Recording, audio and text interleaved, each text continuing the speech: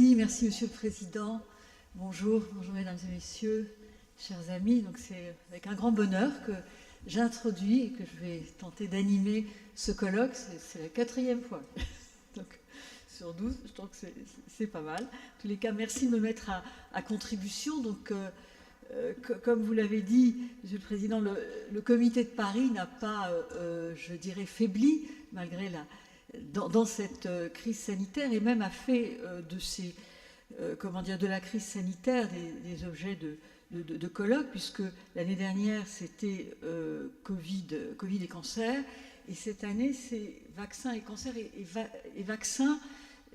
On a beaucoup parlé de vaccins avec la crise sanitaire, puisque la vaccination, en particulier ces vaccins nouveaux à ARN messager, ont été un outil extrêmement important de sortie de la crise.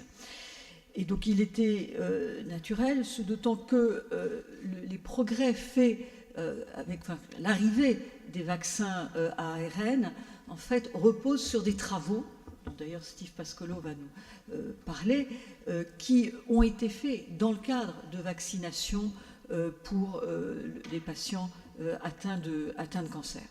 Et puis je dirais que c'était aussi un thème qui s'impose pour le Comité de Paris de la Ligue contre le cancer, dans la mesure où la Ligue nationale a fait un axe de recherche extrêmement important des vaccins à ARN donc pour les cancers, avec un financement très important de plus de 2 millions d'euros pour l'année à venir, et auquel le Comité de Paris contribue donc dans ses soutiens. Voilà, et donc nous allons avoir une après-midi qui sera certainement riche d'enseignements, je dirais aussi de discussions, et je remercie nos 5 intervenants qui sont donc ici pour nous éclairer.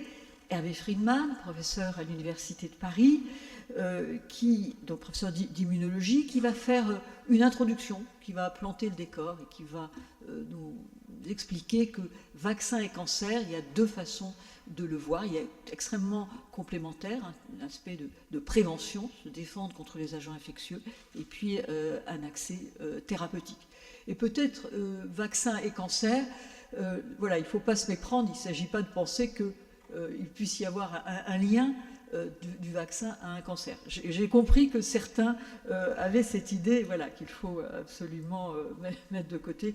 Au contraire, les vaccins sont là certains vaccins sont là pour prévenir.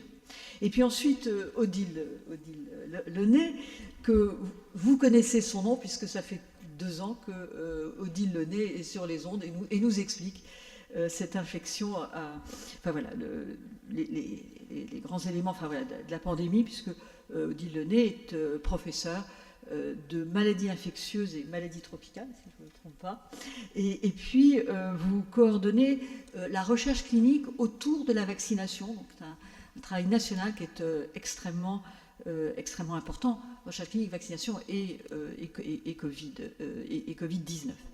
Puis Olivier Lance, il est là, pardon, mon collègue de l'Institut Curie, donc Olivier Lance, qui est responsable du laboratoire d'immunologie clinique, lui, il va nous parler donc sur l'aspect traitement des cancers. Il va nous parler je dirais, des antigènes, des néo-antigènes qui sont dans les cellules tumorales. Donc en gros, la cible des vaccins. Et puis Steve Pascolo, que j'ai cité, donc qui lui qui est là, vraiment, excusez-moi, je suis un peu désorientée, moi je suis fatiguée. Pardonnez-moi. Et donc Steve Pascolo est un véritable pionnier de la vaccination à ARN messager, ces travaux qu'il a démarrés il y a plus de 20 ans, et donc il va nous parler là de l'outil, de l'élément qui va aller contre la cible dont nous aura parlé Olivier Lance. Et puis enfin, nous aurons professeur Patrice Debré, professeur d'immunologie, et qui a été aussi ambassadeur, je suis très impressionnée par ton titre, d'ambassadeur pour la lutte contre le VIH-Sida et les maladies transmissibles. Et donc ça lui permet, je dirais, voilà, par ton expérience, ça te permet d'avoir une hauteur de vue, et donc nous t'avons confié un sujet difficile sur la dimension éthique de la vaccination, avec, il y a 2 grands volets, et dont un problème éthique dont tu viens de parler, c'est l'aspect, la tension qu'il peut y avoir entre l'autonomie de la personne et puis la solidarité des individus, voilà, face à la problématique infectieuse et par là l'engagement vers la vaccination.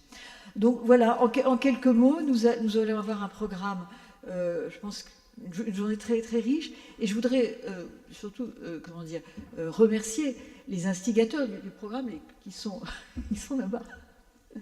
Le professeur Bruno Varret, qui est vice-président du comité de Paris, qui est l'âme de ce colloque-là, de son programme scientifique, et puis docteur Alain Fourquet, donc à l'Institut Curie, et qui est également au conseil d'administration de la Ligue, en charge, je crois, de la prise en charge des malades et du conseil médical. Tout est titré. Et donc vous serez aussi, sur le net, puisqu'il y a en même temps un Facebook Live, et vous allez pouvoir recueillir des questions donc, des internautes. Voilà. Et puis je voudrais aussi remercier Stéphanie, je vois pas, Stéphanie Lefebvre, qui a un rôle extrêmement important et qui est directrice générale du comité de Paris. Voilà, donc très bon après-midi.